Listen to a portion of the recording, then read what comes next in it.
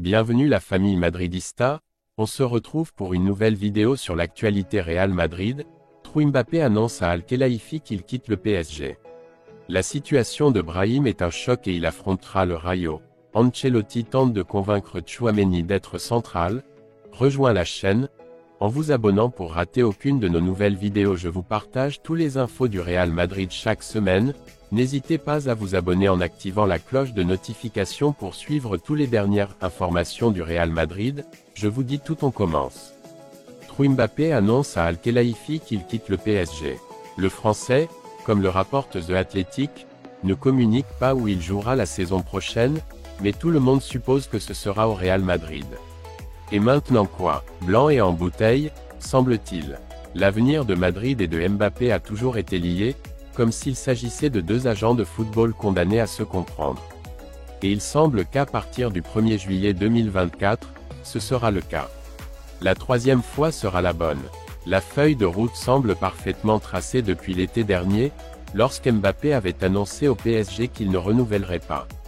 Ensuite, l'équipe de France l'a retiré de l'équipe et l'a mis en vente, essayant d'éviter à tout prix ce qui allait finalement arriver, qu'il a laissé libre. Ensuite, tout le monde pensait que les événements allaient se précipiter et que Madrid et le PSG rejoindraient leur chemin en 2023, mais non. Mbappé a toujours dit qu'il voulait rester au PSG et remplir son contrat et Madrid n'a rien fait. Ce n'est pas notre problème, ont-ils déclaré. Les deux parties ont agi comme si elles savaient qu'à ce moment-là elles seraient libres et sans lien contractuel. Mbappé a retrouvé la dynamique de groupe car il a trouvé un accord avec Nasser Al-Khelaifi. Un gentleman's agreement, a déclaré le président du PSG. La réalité est que Kylian a pardonné la prime de fidélité, qui s'élevait à 130 millions. La situation de Brahim est un choc et il affrontera le Rayo. L'IRM exclut une blessure et Brahim sera disponible pour le match de championnat contre le Rayo. Le meneur de jeu a été le principal protagoniste contre Leipzig avec un but qui a donné la victoire à Madrid. Dans l'attente d'un communiqué officiel, AS précise déjà que Brahim ne souffre d'aucune blessure et sera disponible pour le match face au Rayo dimanche, 14 h.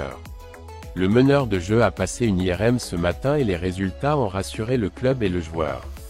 Selon ces informations, Brahim ne serait blessé ni au mollet ni au solaire et Ancelotti pourrait l'utiliser pour le prochain match de championnat.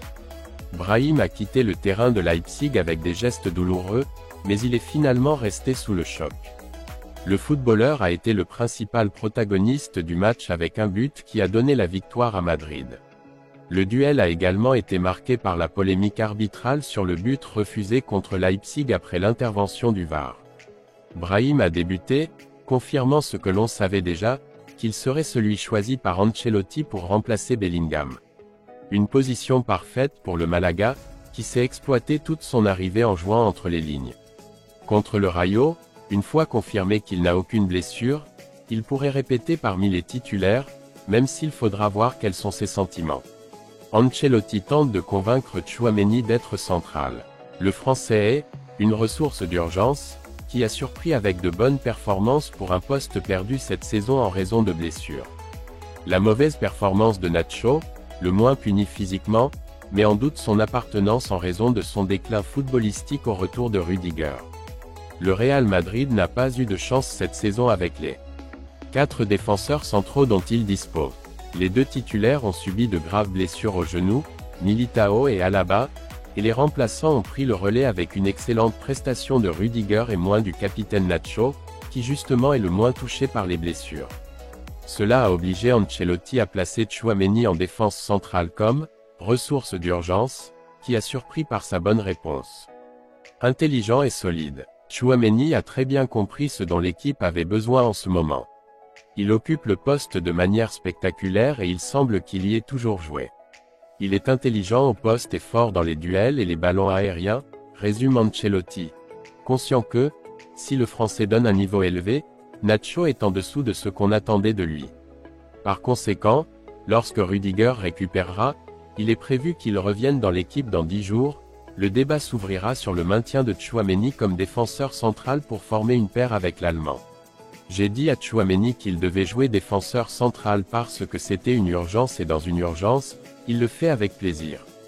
Voyons ce qu'il me dit quand ce n'est pas le cas, a souligné Ancelotti, anticipant les événements à venir. Le joueur, pour sa part, est sceptique quant à ce que pourrait être son nouveau rôle. J'essaie de tout donner, quel que soit le poste. À Madrid, le plus important est de gagner des titres, dit le Français, qui plaisante entre ses dents, jouer en défense centrale pour la France. Non, soyez prudent. Je pense que l'entraîneur vous regarde. Vous ne devriez pas dire ça. Pas de centre avant El Girona. Le club a refusé de se renforcer lors du marché d'hiver malgré les absences prolongées de Militao et d'Alaba. Il était conscient que les deux autres pourraient également être blessés, comme cela s'est produit avec Rudiger au début du mois, ce qui a obligé Ancelotti à mettre Carvajal comme partenaire de Nacho dans le derby avec Tchouaméni suspendu pour carton. Contre Gérone, Nacho a été écarté en raison d'une légère gêne musculaire et l'Italien a dû improviser avec Carvajal et Tchouaméni comme défenseurs centraux. Le Français est revenu à Leipzig, qui a formé un partenariat avec Nacho, mais le capitaine est en deçà de ses performances habituelles. On ne sait pas très bien pourquoi c'est le cas, mais ce n'est pas un substitut sobre, confiant et docile. Il commet de grosses erreurs qui transmettent de l'insécurité à ses coéquipiers avec et sans le ballon. À Leipzig, il était le joueur le plus faible des Blancs et son couloir était une fuite par laquelle les Allemands entraient facilement pour tester l'U1. Maintenant, Ancelotti essaie de convaincre Tchouaméni d'être central, au moins jusqu'à ce que Militao revienne avec son partenaire Rudiger étant donné la mauvaise performance de Nacho.